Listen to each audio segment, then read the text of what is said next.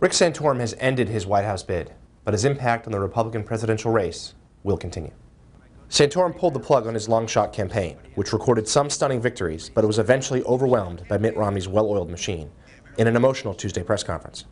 He bowed out just 2 weeks before the primary in his home state of Pennsylvania, where, according to recent polls, he could have suffered a humiliating defeat. Instead, his departure allows Romney to avoid sinking campaign cash into the Keystone State and allows him to focus solely on President Obama. Though Newt Gingrich and Ron Paul are technically still in the race, the Republican nomination now is all but Romney's.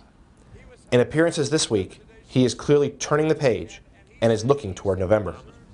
All of his team's attacks are focused on Obama, from the gas prices to the unemployment numbers to the hotly debated Buffett rule, which will be voted on in Congress next week.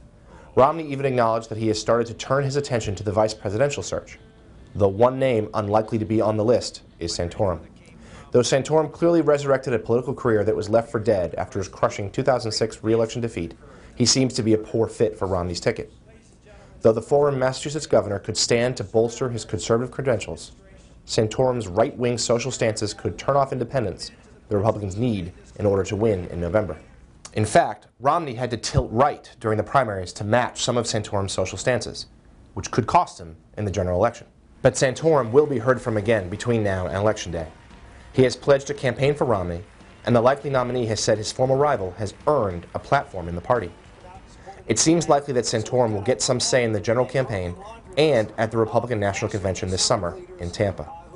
And while his own presidential run is over, he could still play a role in deciding who calls the White House home.